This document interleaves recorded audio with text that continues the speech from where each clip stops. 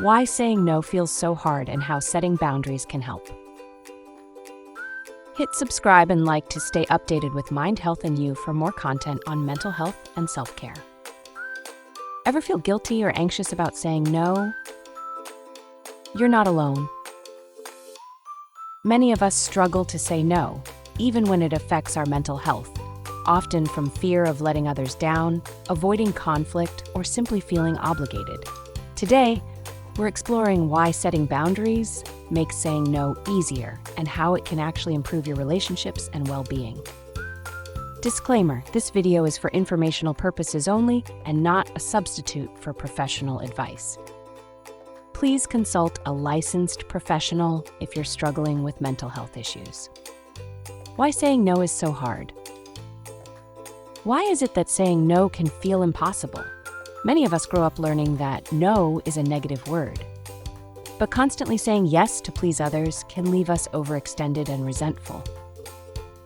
Recognizing these barriers can help you understand saying no is a healthy way to set limits for yourself. The role of boundaries in mental health. Setting boundaries is crucial for maintaining balance and well-being. Boundaries help you communicate what you need, both to yourself and to others. This creates space for self-care, reduces stress, and can even strengthen relationships. Boundaries aren't selfish, they're essential to emotional health. Areas where boundaries make the biggest difference. Common areas where people need boundaries include work, learning to say no to tasks that overload your schedule. Family, balancing family expectations with personal needs. Relationships, defining what respect and support look like for you. Self-care, protecting time and energy for yourself. When you set boundaries in these areas, it becomes easier to maintain a healthy balance. Signs it's time to set boundaries. How do you know when you need to set a boundary? Common signs include feeling drained, constantly exhausted or overwhelmed. Resentment, growing frustration from always meeting others' needs first. Inability to focus on yourself. Your own goals and well-being are neglected. Recognizing these signs is the first step toward healthier interactions. How to start saying no and setting boundaries. Here's how to make no a natural part of your vocabulary without feeling guilty. Start small. Begin with small, manageable boundaries in less personal situations. Use clear communication. Be polite but direct when expressing your limits. Stick to your decisions. Resist the urge to explain yourself or backtrack. Consistency is key to reinforcing boundaries.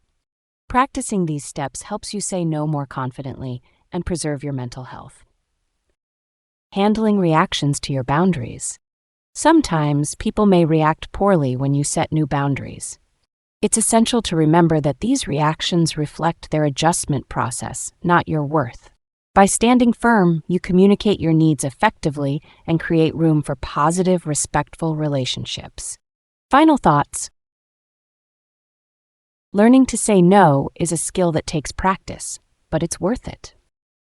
Setting boundaries can relieve stress, improve your well-being, and help you find more balance in life. With time, saying no feels less like a burden and more like a gift to yourself.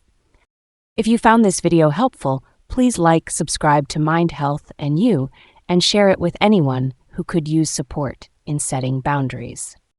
Comment below if you've struggled with saying no or have tips for others learning to set boundaries. Thanks for watching, and remember, protecting your peace is a powerful form of self-care.